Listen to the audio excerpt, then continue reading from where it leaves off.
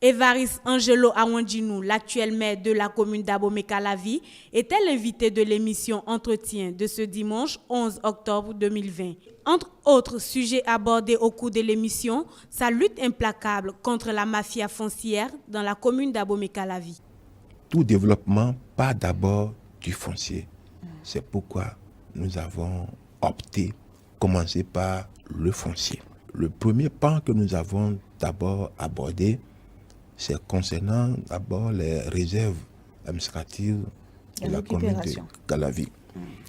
Et là, nous avons lancé une opération dénommée le retour des réserves administratives dans le patrimoine foncier de la commune de Calavi.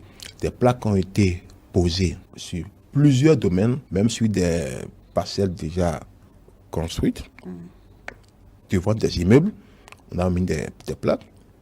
Dans des maisons, des plaques ont été mises, simplement parce que quand nous regardons le plan de lotissement, nous constatons que certaines de ces maisons sont érigées sur des réserves administratives. Nous avons réuni toutes les plaintes, confiées à un comité que nous avons installé, qui étudie ces différentes plaintes à la lumière des arrêtés qui avaient été pris au niveau de la mairie pour dédommager tant ou pour régler certains cas de sinistrés.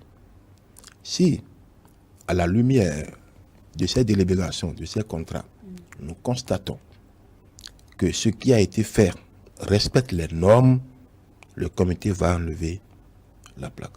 Mais si nous constatons que c'est nous qui avons raison, les plaques sont maintenues purement et simplement. L'invité a également fait la synthèse de l'atelier de travail du parti au Baobab ensoleillé, tenu les 26 et 27 septembre dernier.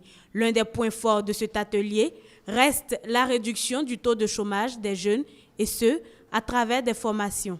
Il y a des endroits qui permettront aux jeunes de pratiquer de l'agro-business. Quand je parle de l'agro-business, je parle de la production, de la transformation et de la commercialisation de nos produits locaux. Nous mettons un accent particulier sur le consommant local.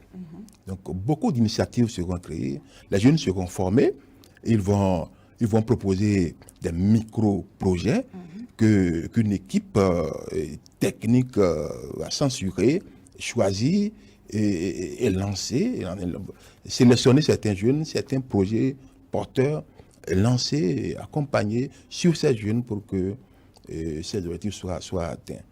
L'Union progressiste affûte ses armes pour la course aux élections présidentielles de 2021. Des stratégies seront peaufinées pour ratisser l'âge. Les ateliers des 26 et 27 passés à Porte-Nouveau font déjà partie de notre chronogramme.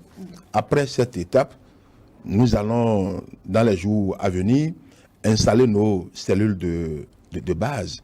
Et quand on installe les cellules de base, c'est pour animer la vie du parti depuis la base. Est-ce que nous pouvons animer la vie politique de notre parti à la base sans aborder les élections présidentielles 2021? Mais jamais.